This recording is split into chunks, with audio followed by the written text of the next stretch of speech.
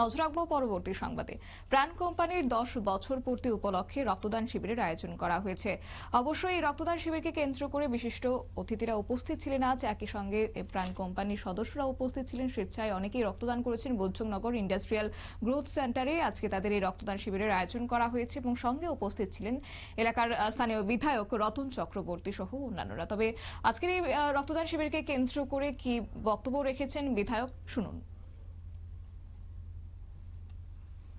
Actually প্রাণ কোম্পানির 10 বছর পূর্ণ হলো।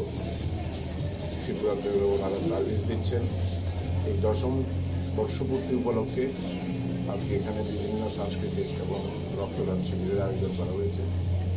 তো স্বাভাবিকভাবে আমার নিজের বিধানসভা কেন্দ্র, আমি তো আছি ওদের সঙ্গে, বিভিন্ন প্রোগ্রামে আসি। আর এছাড়াও আমাদের মন্ত্রী মহোদয় আছেন, সুকান্ত মহারাজ এসছেন মিশনের একজন, আর এছাড়া নবাদল করে আসার কথা আছে।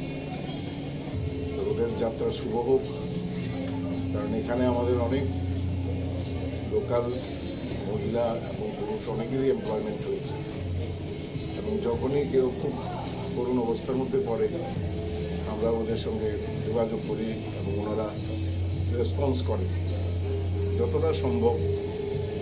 ওনারা রেসপন্স করেন এবং সেভাবে অ্যাবজর্বও করেছেন অনেককে আমার রিকোয়েস্ট।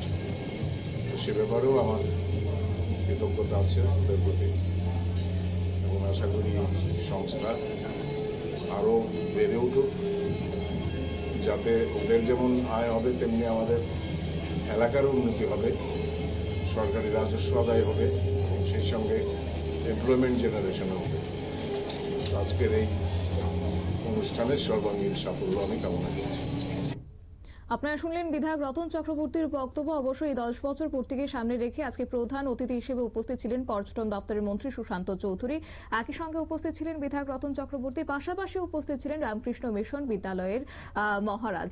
তবে আজকে এই রক্তদান শিবিরকে কেন্দ্র করে, তবে 10 বছর পূর্তিকে সামনে রেখেও বিধায়ক রতন চক্রবর্তী বক্তব্য রেখেছেন যে এই কোম্পানির যেন আগামী দিনে চলার পথ অনেকটা সুদৃঢ় হয়। পাশাপাশি যেহেতু এই কোম্পানির সঙ্গে যুক্ত হয়ে গেছে এলাকার বিভিন্ন অংশের মহিলারা, পুরুষরা, তাই সেক্ষেত্রে প্রত্যেককে শুভেচ্ছা বার্তা জানিয়েছেন। আগামী চলার পথ যেন অত্যন্ত ভালো হয় এবং আজকের এই অনুষ্ঠান যেন সাফল্যমণ্ডিত করা হয় সেই নিয়েও বার্তা রাখলেন বিধায়ক। নিয়ে নিচ্ছে ছোট্ট একটি বিজ্ঞাপন বিরতি, সঙ্গে থাকুন।